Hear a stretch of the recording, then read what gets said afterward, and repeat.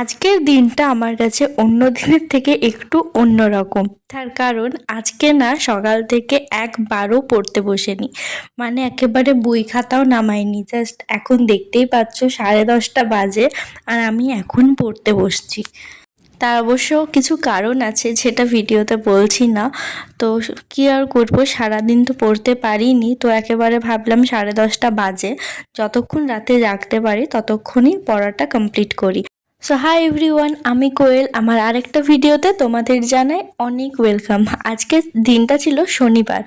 পড়ার কিন্তু আজকে অনেক কিছুই ছিল। আগের দিন ভেবে রেখেছিলাম আজকে অনেকটা এগিয়ে রাখবো, কিন্তু সেটা তো আর হলো না। আর যদিও আজকে রিভিশনও করার ছিল, তো আজকে না নতুন পড়া না করে ঠিক মতো করে একদম প্রথম থেকে রিভিশনটাই রেখেছিলাম। 4টা পার্ট রেখেছিলাম, যতটা সম্ভব অতটাই করব ভেবেছিলাম, কারণ প্রতিদিন তো আর 4টা পর্যন্ত জেগে থাকতে পারি না, একটু প্রবলেমও হয়ে যায়। আর সেই সাথে আজকে দুপুরে কিন্তু একবারও ঘুমাইনি, তো সেজন্য অনেক কনফিউজ লাগছিল আদৌ পুরোটা কমপ্লিট করতে পারবো কি না। তো দেখো, টু ডু লিস্টটা বানিয়ে নিয়েছি, তোমাদের সাথে শেয়ার করি। নাউন, ক্লাসিক্যাল ডান্স, আর 10টা ম্যাথ, আর লাইফ সায়েন্স। লাইফ সায়েন্সটা আজকে প্রায় মনে হয় 1 মাস পর পড়বো, মানে শুধুমাত্র রিভিশন দেবো, পড়া তো হয়ে গেছে। আসলে বইগুলো তো কিনেছি না, ক্লাস 9-10-এর রেফারেন্স বই একদম নতুন তো আছে যখন, তো পরীক্ষাটাও দেবো কি না ঠিক নেই, তো যদি দিই তার জন্য ভাবলাম একটু রিভিশনেই থাকি। আর লাইফ সায়েন্সটা একদম লাস্টে রেখেছিলাম। আর শনি রবি দুদিন যেহেতু রিভিশনের জন্য রাখি, সেজন্য না টপিকগুলো পার্ট পার্ট করে নিয়েছি। আজকে যেমন নাউনটা করেছি, বাকি যেটুকু পার্ট আছে সেটা কালকে করব। কাল কিন্তু চেষ্টা করব সকাল থেকেই পড়তে বসার, কারণ আজকে তো খুব একটা বেশি মেকআপ করতে পারিনি, আজকেরটা কালকে করতেই হবে। আর 10টা ম্যাথ রেখেছি বলে অনেকে ভাববে নিশ্চয়ই এত কম কেন। আসলে আমার এই 10টা ম্যাথ করতেই মনে হয় আমার 1 ঘন্টা বেশি লেগে যাবে, কারণ ম্যাথ না আমি সেরমভাবে একদমই করতে পারি না, সেজন্য মাত্র 10টাই রেখেছি। রাত্রেও তো হয়ে গেছে, আর রাত্রেবেলায় অঙ্ক করতে গেলে এমনিতেই ঘুম পায়, বাট রেখেছি কারণ রিভিশন তো করতেই হবে যখন সাবজেক্টটা আছে। আর এখন নাউনটা রিভিশন করছিলাম, মানে খাতাতে সমস্ত টপিক লেখা আছে এক্সাম্পলের সাথে, আর প্র্যাকটিস সেটও আছে, PYQ, সেগুলো একসাথেই সবগুলো পড়ে নিয়েছিলাম। ওটা করতে প্রায় 2 ঘন্টার মতো লেগে গেছিলো, কারণ খাতাতে পড়ার পর আবার ফোন থেকেও কয়েকটা করেছিলাম। 30টার মতো নাউনের সলভ করেছিলাম, 30টার মতো। আর দেখতে পাচ্ছ দরজার কাছে একটা কাপড় দেওয়া আছে। আসলে না আমার দরজাটাতে একটু সামান্য মানে ফাঁকের মতো থাকে, বাট জানলাতে একদমই কিছুই ফাঁক থাকে না। আসলে না এই যে গ্রীষ্মকাল পড়ছে, এখন অনেক টিকটিকি আসছে, আর আমার টিকটিকিকে প্রচণ্ড বেশি ভয় লাগে। মানে আমার রুমে যদি একটা টিকটিকি ঢুকে যায়, আমি যতক্ষণ না সেটাকে বার করাবো ততক্ষণ আমি শান্তিতে থাকতেই পারি না।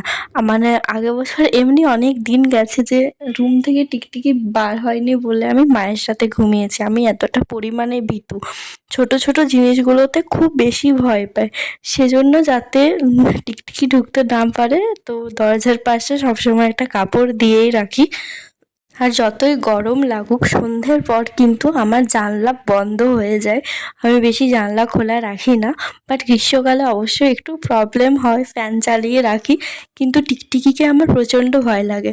তো গল্প করতে করতে আমার নাউনটা পড়া হয়ে গেছে, তো ভাবলাম এখানে আগে দাগ দিয়ে রাখি, তাহলে পরে বুঝতে পারবো। আজকে না আবার একটু ছক করে রেখেছি যাতে ওখানটাতে টিকমার্ক করতে সুবিধা হয়। এরপর আছে ক্লাসিক্যাল ডান্স, স্ট্যাটিক জিকে থেকে।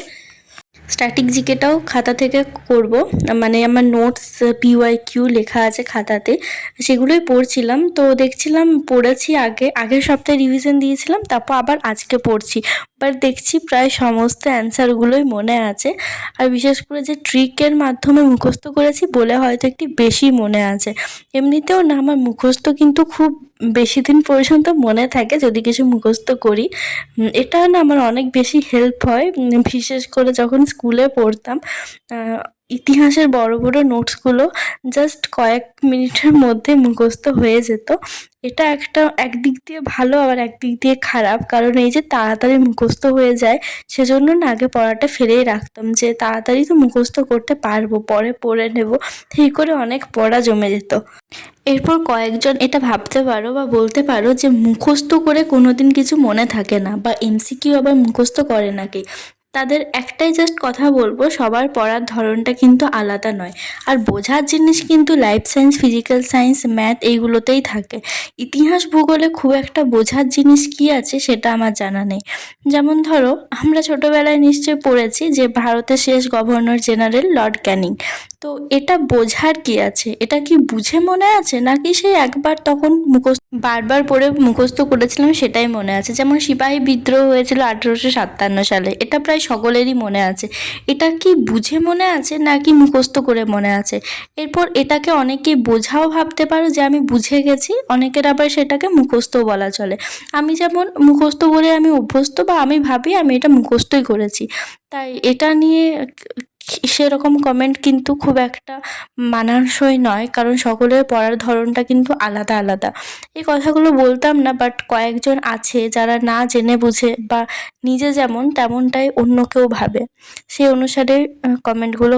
অবশ্যই এটা বলছি না যে কেউ নেগেটিভ কমেন্ট করো না, বাট কয়েকটা জিনিস ক্লিয়ার করে দেওয়া ভালো মনে হয়, যাতে সকলেরই জিনিসটা বুঝতে পারে। অনেকেই না বুঝেও কিন্তু বলে ফেলে। তো যাই হোক, লাইফ সায়েন্সটাই ভাবলাম আগে করি, ম্যাথটা লাস্টেই করব। লাইফ সায়েন্স থেকে না নাইট্রোজেন চক্রটা ভাবলাম করে নিই, ওটা ব্যাস একটু ইজিও আছে, আবার ওটা অনেক দিন আগে পড়েছিলাম। তো সেজন্য ভাবলাম এটা দিয়ে স্টার্ট করি। তো অ্যান্সারটা বরাবরের মতন আড়াল করে নিয়ে পড়ছিলাম, তো দেখছি না ভুলে যাইনি, এখনও মনেই আছে। তো ফাইনালি লাইফ সায়েন্সটা পড়েও কমপ্লিট হলো, আর ঘড়িতে দেখে বাজছে প্রায় 3টা 10-এর মতো। তো এরপর যদি আবার ম্যাথ করি তাহলে প্রায় আমার 4:30 5টা বেজে যাবে। সেজন্য ভাবলাম থাক, আজকে আর করছি না। এরপর ভাবলাম আজকে ঘুমিয়েই পড়ি, অন্যদিন তখন না হয় করবো। ডায়েরিতে গিয়ে দাগ দিয়ে দিলাম লাইফ সায়েন্সটা কমপ্লিট, আর ম্যাথটা বাকি আছে, ওটা কালকে করব। কাল এমনিতেও আরও বেশি করেই ম্যাথ করার আছে, আজকে যেহেতু সকালে মানে সকালে পড়া হলো না, ওই জন্য করলাম না। এখন বাজে 3:30, আর 3টা 10-এর দিকে পড়া কমপ্লিট হয়ে গেছে। ভিডিওটা একটু এডিট করছিলাম। তো আজকে না সকাল থেকে একদমই পড়তেই পারিনি, সেজন্য রাত্রে যতটুকু পারলাম ম্যানেজ করলাম। 10:30টার থেকে বসেছি, আর 3টা সাবজেক্ট করতে লেগে গেল 3টা 10। প্রায় 4 ঘন্টা 5 ঘন্টার মতো লাগলো করতে। তো যাই হোক, কালকে রবিবার, কালকেও আবার রিভিশনই আছে, কালকে বাকি সমস্ত কিছুটাই মেকআপ করে নেব। তো আজকের মতো ভিডিওটা এখানেই শেষ করছি। সবাই খুব ভালো থেকো, সুস্থ থেকো, দেখা হচ্ছে অন্য একটা ভিডিওতে।